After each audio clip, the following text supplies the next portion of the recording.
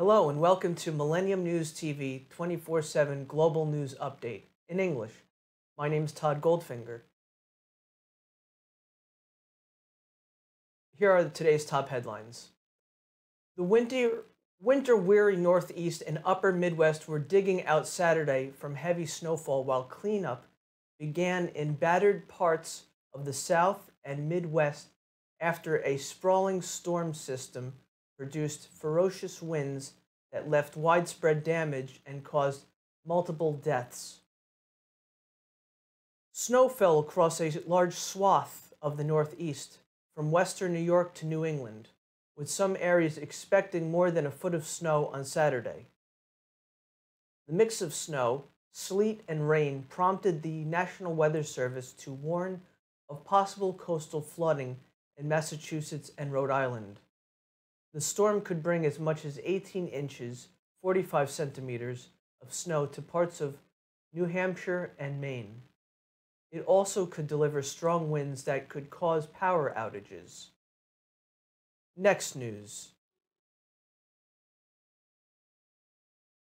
A Michigan judge has ruled that staff and administrators at Oxford High School cannot be sued for a mass shooting that left 4 students dead and 7 others wounded. Oakland County Circuit Judge Mary Ellen Brennan also dismissed Oxford Community Schools from civil lawsuits related to the shooting, stating that the district and staff are protected by governmental immunity. Authorities have accused Ethan Crumbley, 16 years old, of using a semi-automatic handgun to open fire, November 30th, 2021, on other teenagers in the hallway at the school, roughly 30 miles, 50 kilometers, north of Detroit. The 4 students who were killed were 16-year-old Tate Meyer, 14-year-old Hannah St. Juliana, 17-year-old Madison Baldwin, and 17-year-old Justin Schilling. Crumbley, who was 15 at the time of the shooting, pleaded guilty in October to terrorism and first-degree murder charges. Prosecutors have said they'll seek a life sentence with no chance for parole. Next news.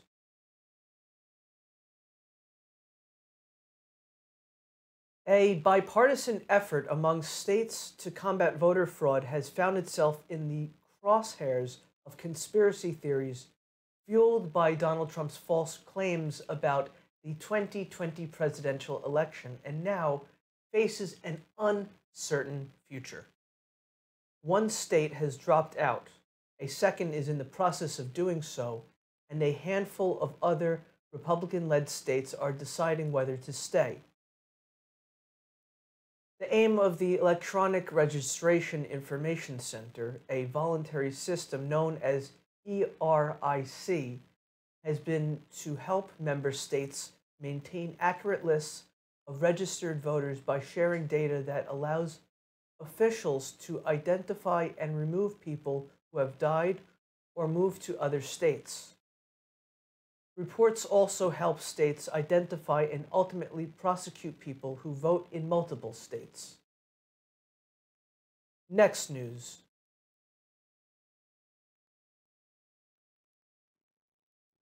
Walterboro native Danny Murdoch is ready for his small South Carolina town to return to normal following the double murder trial of a distant relative that drew global attention and sullied his family's surname. He lamented the circus brought to Walterboro by the 6-week trial of Alex Murdaugh, which ended this week with the disgraced attorney sentenced to life in prison after being convicted of murdering his wife and son. The spectacle altered life in Walterboro for over a month as an influx of locals, tourists, and media flocked to the otherwise quiet downtown area to join the gripping trial.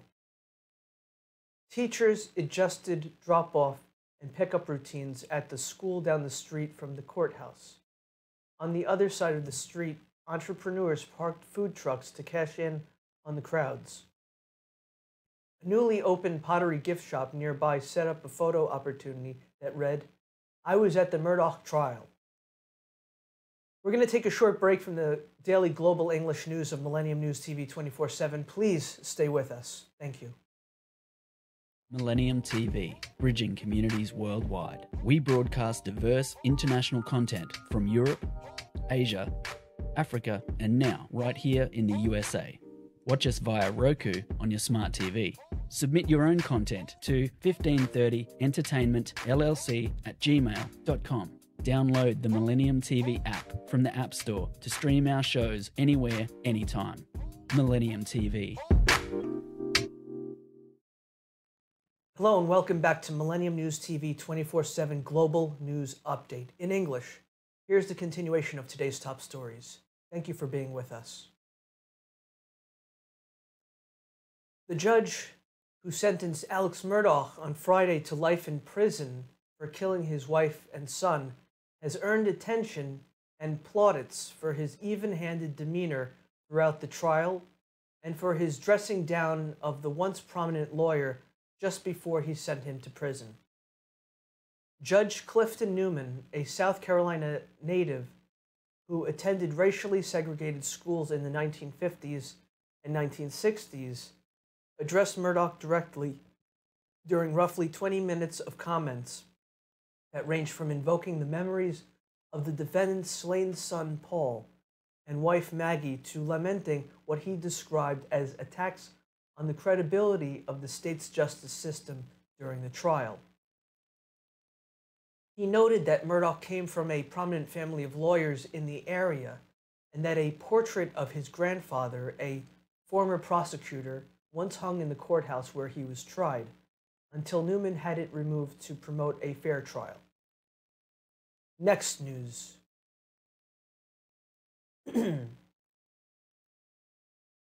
Utah Governor Spencer Cox said Friday that he plans to sign a measure that would effectively ban abortion clinics from operating in the state, meaning hospitals will soon be the only places where they can be provided in the state. After passing through the state Senate on Thursday with minor amendments, it returned to the Utah House of Representatives Friday morning, where it was approved and then sent to the governor for final approval. The move comes less than a year after the U.S. Supreme Court overturned the Roe v. Wade decision, returning the power to regulate abortions to states. Cox told reporters that he will sign the legislation, which also clarifies the definition of abortion to address legal liability concerns providers voiced about the way exceptions are worded in state law, a provision that he and Republican lawmakers called a compromise. Next news.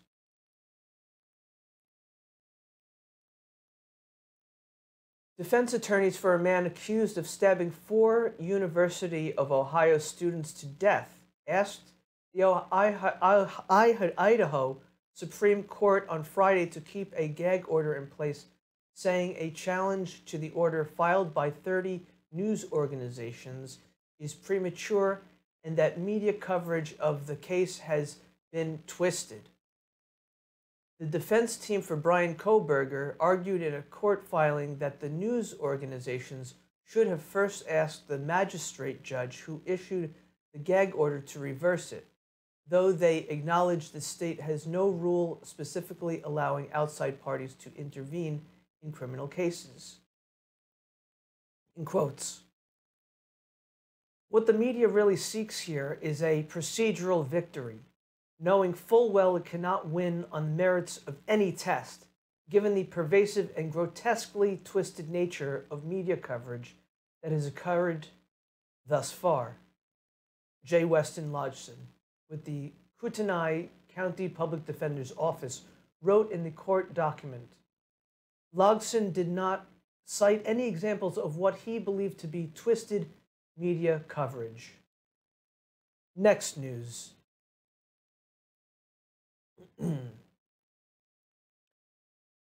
Walgreens says it will not start selling an abortion pill in 20 states that had warned of legal consequences if it did so. The drugstore chain's announcement Thursday signals that access to mifepristone may not expand as broadly as federal regulators intended in January, when they finalized a rule change allowing more pharmacies to provide the pill. Here's a closer look at the issue. The U.S. Food and Drug Administration approved mifepristone in 2000 to end pregnancy, when used in combination with a second drug, misoprostol. The combination is approved for use up to the 10th week of pregnancy. We're going to take a short break from the daily global English news of Millennium News TV 24/7. Please stay with us. Thank you.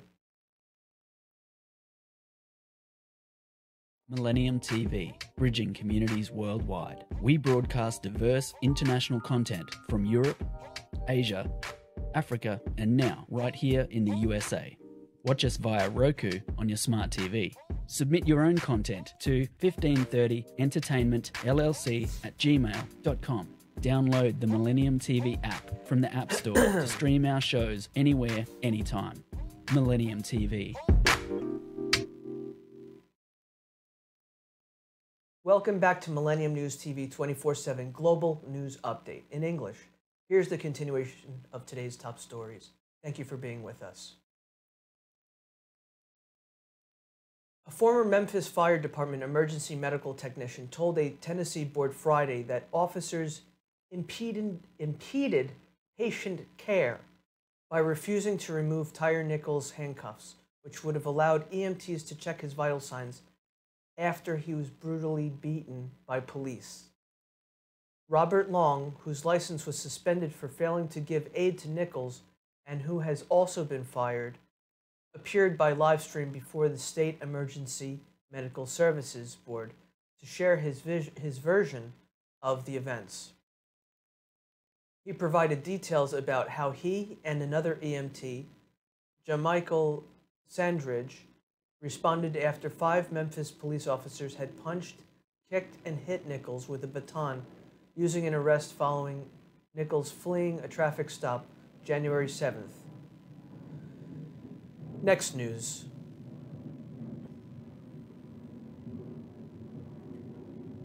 Arizona Governor Katie Hobbs vowed Friday that her administration won't carry out an execution even though the state Supreme Court scheduled it over the objections of the state's new Attorney General.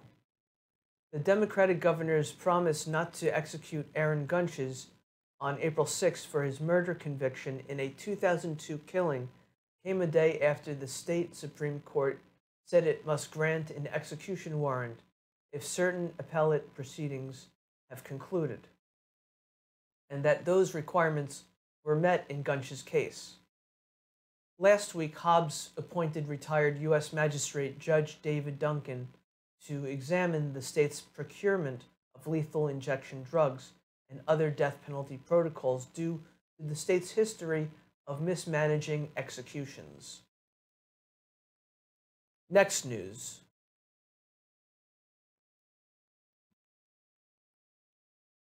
The Roman Catholic Church's right of confession must remain confidential, even if someone tells a priest that a child has been abused. The bishop who leads Vermont's diocese testified Friday. Bishop Christopher Coyne told the State Senate Judiciary Committee that the church is opposed to a bill that would remove an exemption from Vermont's child abuse and neglect reporting laws. Clergy are currently not required to report potential evidence of such crimes if they learn of it in confidence while acting as a spiritual advisor. In quotes, a priest faces excommunication if he discloses the communication made to him during confession, Coyne said.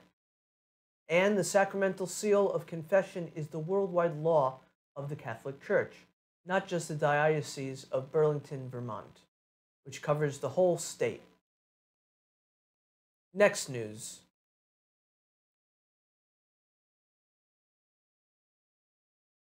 The Reverend Megan Rohrer, who was elected as the first openly transgender bishop of one of the largest Christian denominations in the country in May 2021, has filed a lawsuit alleging that he was forced out from his post after enduring several months of discrimination and harassment.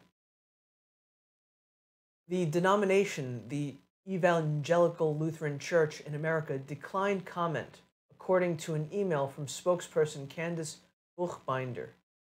Rohrer of San Francisco resigned in June as bishop of the ELCA's Sierra Pacific Synod amid allegations of racism after he fired the pastor of a predominantly Latino immigrant congregation in Stanton, California, on the day of Our Lady of Guadalupe, for which the community had planned elaborate festivities.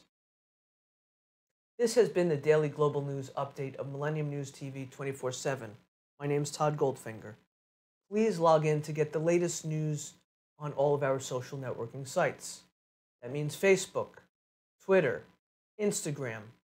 On TikTok, we are Millennium News 24. Also, our YouTube channel is News Channel M24. Viewers now on both network broadcasting Android and iOS devices, Apple TV, Roku TV, Amazon Fire TV, also all smart TV platforms. Please enjoy our entertainment, our latest news, views, and editorials, our Millennium TV apps, Millennium TV USA Android, Millennium News Google, www.millenniumtv24.com. Please stay with Millennium News 24/7. We love you, thank you, and God bless you wherever you are. Peace.